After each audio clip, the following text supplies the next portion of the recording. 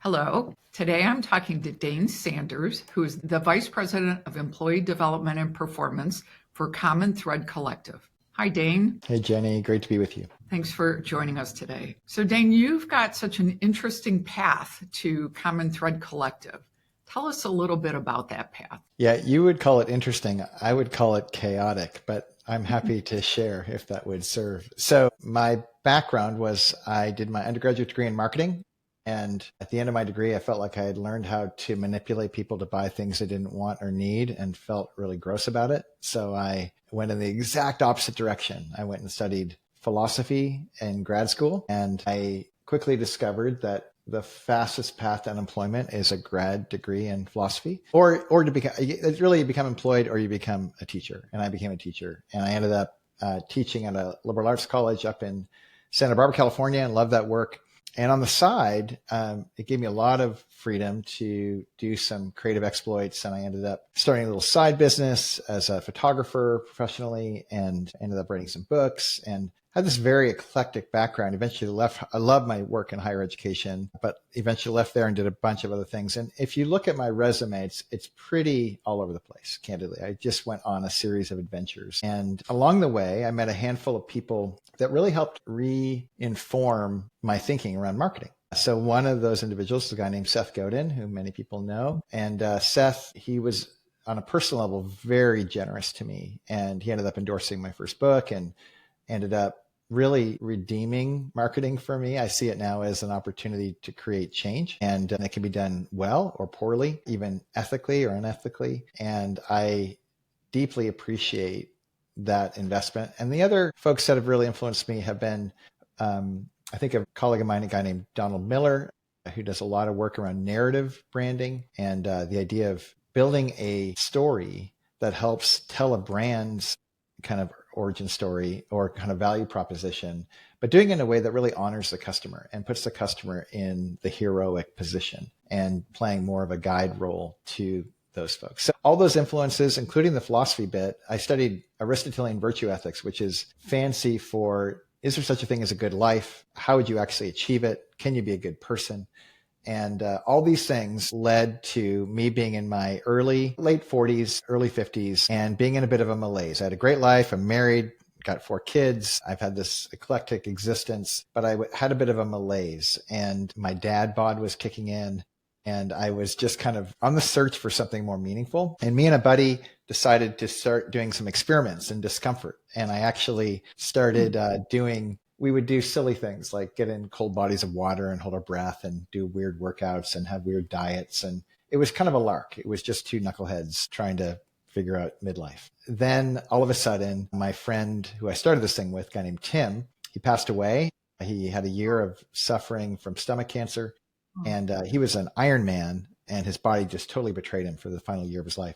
But he was more alive than I'd ever seen anyone, and more giving, more generous. And he would say that his faith commitment was really the centerpiece of that. But he also said that because of the practice of voluntary discomfort in advance of involuntary discomfort of chemo and radiation, that it set him up to do that really well. And that's when I realized we were onto something. We created a really cool community called Men and Women of Discomfort. And I promise you, this is all a big setup for Common Thread. This eclectic background and this experience with Tim with Men and Women of Discomfort exposed me to a lot of really interesting people who had extraordinary disciplined, the benefits of discipline in their lives historically, but in more recent years had not, and were really trying to find their way back to discipline and the benefits that come with it. And one of those guys was a guy named Taylor Holiday. Taylor is the CEO of Common Thread, and he got involved with MWAD and had a pretty transformative experience personally, and then invited me to come on as a consultant for his company for a number of years. And then about 3 years ago, asked me to come on as a VP for employee development and performance, really because they needed to make a radical culture shift in their organization. And he felt that the values of voluntary discomfort applied in the context of his work culture could provide an opportunity to create a new way of being, a new way of relating with the work. And sure enough, it did. We ended up going from a very dire moment where we were paying off a $1 million loan and really struggling with payroll to 3 years later, we were just acquired by private equity. I can't say the number, but it's a ridiculously high number. And he attributes, and I feel very privileged to say working with these really smart people who really do the work. But he attributes this cultural shift to be fundamentally a big part of what was the turn and why we can see the success that we did. Wow. So tell us what Common Thread Collective does. What is the business model? Yeah. So we are a digital marketing agency, full service, and we compete to serve brands in the kind of $50 to $100 million range, common name brands, direct to consumer brands. They might be brands that have a retail experience as well as selling things online, but we focus specifically on the online experience and really helping scale and increase profitability. Probably our biggest value proposition is our ability to bridge finance with marketing. So we look deep into people's organizations' P&Ls to look for opportunities and then look at their media kind of plan to make sure that we are shrewd and taking advantage of opportunities that aren't immediately obvious. And that strategy is really what's differentiated us in the marketplace. So more than just an agency that does the ad buying and placement and that sort of thing, it sounds like a very important strategic component to it. There is, yeah. We have a methodology that's pretty unique in the marketplace. It's also what was so attractive to our new capitalizing partners. Even that relationship, acquisition, there are a million horror stories about acquisitions and how it ruins the company. We feel very fortunate with our partners in that they don't want to mess up a good thing. If anything, they just want to put rocket fuel on it. And that's what they're doing. And I think that's some of the reason why we're experiencing the opportunity we're in right now. That's great.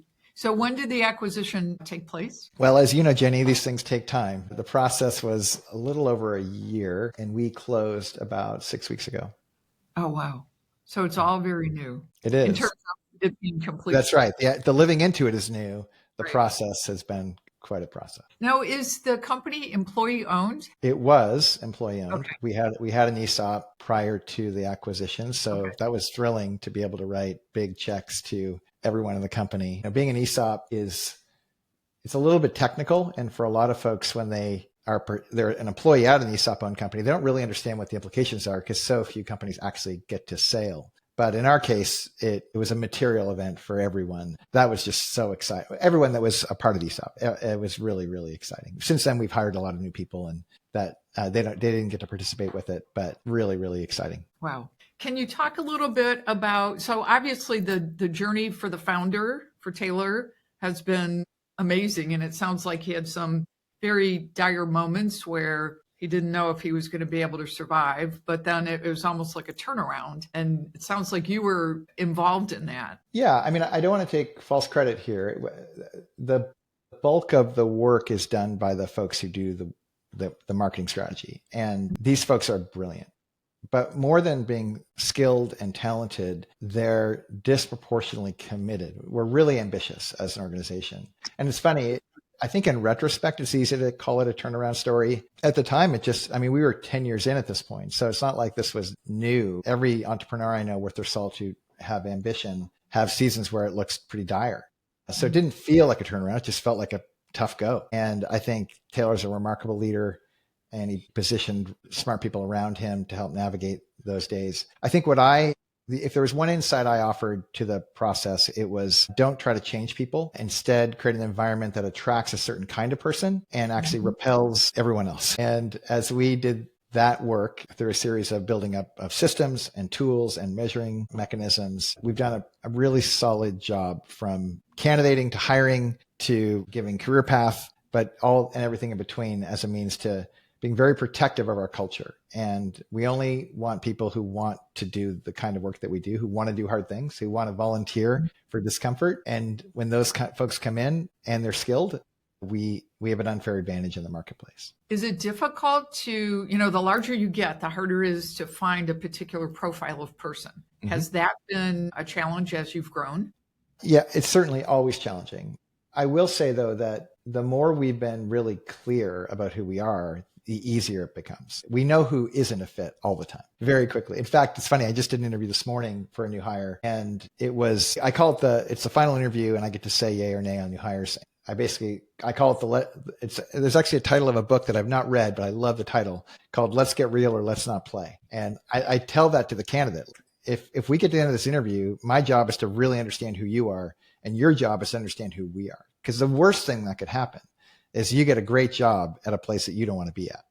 and or vice versa. We must find a way to be transparently honest. And let me just say up front, this place is hard to work at. We ask so much because we actually want to be great. And there's some really good people who don't want to work in that environment. They'd rather just get a check and they'd rather kind of quiet quit a little bit. And I get it. They have other priorities beyond the workplace. They're not bad people, but they would be miserable in our context because of how we're ambitious. I think one of my favorite quotes from a Clint Eastwood movie is, "A man's got to know his limitations." Yeah. I think just a quick comment on that. It is a limit. Every time you remove an option, it has such an opportunity to reduce cognitive load so that you're actually freeing up resource to apply it in a particular way. So it might sound like limiting is limiting, actually, but limiting is actually expansive. But when you constrain the options, you actually have greater focus, which I think is where you kind of find the most value. So can you talk a little bit about how the company uses technology? Yeah, we're pretty tech forward. In fact, I think there's some days where I'm not sure we're a software company or a human services company. In the world that we live in,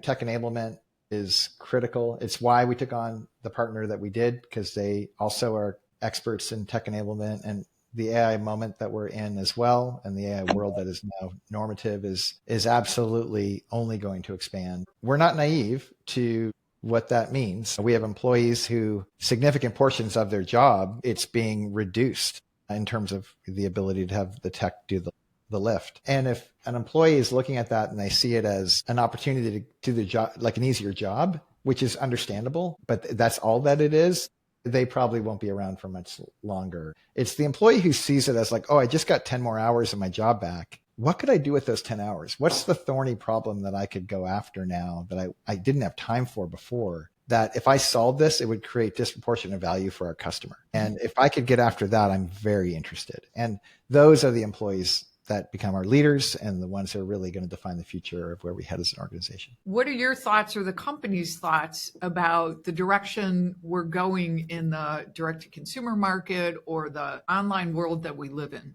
What are the trends that you're seeing that you think are going to be frame-breaking changes? Yeah, I think the ability to harness data, and of course AI has made that much easier than it used to be, but it's also raised the bar in terms of the sophistication. But the idea that I could access enormous amounts of industry data, but then combine that and really cross-reference it with deep internal corporate data and find opportunities that weren't there before. I think where we see a huge opportunity is in bridging kind of areas that historically have been siloed. So for example, we make our hay specifically around bridging finance to marketing. So getting under the hood and having kind of a high degree of financial sophistication and acumen on behalf of our customers, and then tying that directly to a marketing plan. That's an opportunity that historically we couldn't access it. It was just too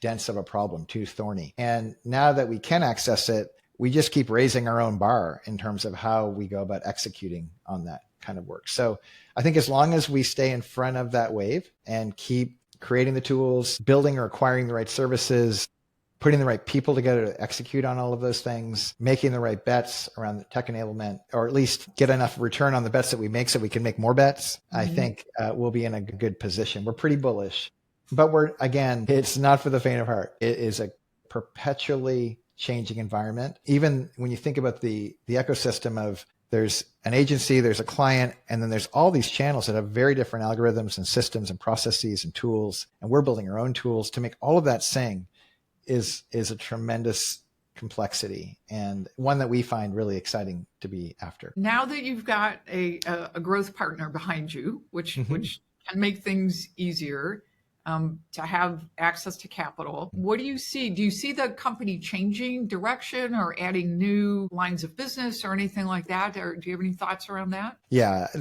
well, we have a long history of creating our own proprietary tools and services, and now we're in a position where, and we've done some acquisition, but I expect we'll continue to go in that vein, but just at a more rapid pace. So our ability to acquire companies, our ability to bring on higher level talent, it's a huge advantage to be in a position where you don't Like we used to like hire junior people and try to grow them internally. And that is really difficult work. Even the most enthusiastic people who are really autodidactic and eager to learn, you can only move at the pace of their own growth. Whereas if you can find those people, vet those people with clarity, especially around the cultural values, and really get alignment, it's an unfair advantage. You can go much faster and not just further with the right team. We are grateful for the position we're in. We're super happy with our partners. They seem to be really happy with us. And they also recognize that their expertise and our expertise are distinct. So they don't kind of put themselves in a position where we're now encumbered.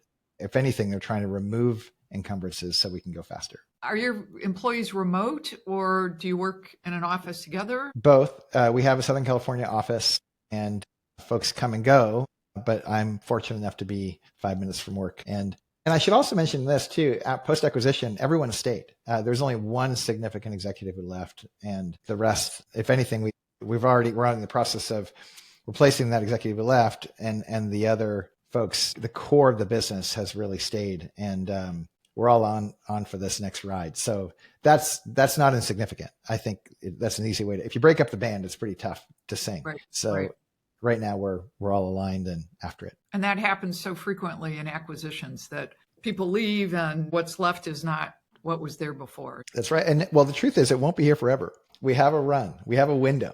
And again, I'm old enough to know that these things don't just happen. You don't drift your way to greatness, you create it.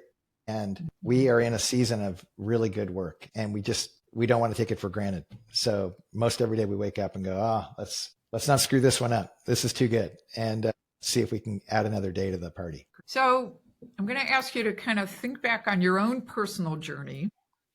And what advice would you give somebody mid-career or approaching mid-career that's not fulfilled or happy with what they're doing? Well, there's a famous line from a famous guy named Jerzy Gregorek. Jerzy was a world champion weightlifter. He's now in his 70s, and he and his wife wrote an amazing book, and he's been featured in a lot of different places. I've had the privilege of getting to know Jerzy over the last few years, and he has this great line that says, easy choices, hard life, hard choices, easy life. And if you are having a hard life, I would suggest that, and I'm not trying to minimize how hard life can be. Life can be unforgiving. I'm talking in the vein of like my friend Tim. It can be terrible. So I'm not trying to minimize what hard is, but I will tell you, even in the midst of hard, if you make the hard choice in whether it's hard life or an easy life in that moment, if you consistently become famous for making the hard choice over and over again, you will have a better life. And I love the line. I think his name is Deming. He was an academic, I think, in the 50s, or maybe he was a business guy. I'm not sure, but he said all systems are designed perfectly to give you the results you're getting. So if you don't like the results you're getting, don't be fooled to think that your system is broken. It's not broken. It's just designed perfectly to give you what you're getting. So understand your system better, design a better one, and keep choosing to volunteer for the hard thing. And I think you're going to find your way forward much faster than your colleagues will, who are all incentivized to do the comfortable thing. And the comfortable thing does not get you to awesome. Great advice. Thanks for asking. Dane, this was really interesting. Thank you so much for joining us. I really enjoyed our conversation. And I wish you personally and Common Thread Collective just huge success as you go forward. Appreciate it, Jenny. Thanks for all you're doing, and keep leading. Appreciate you. Thank you.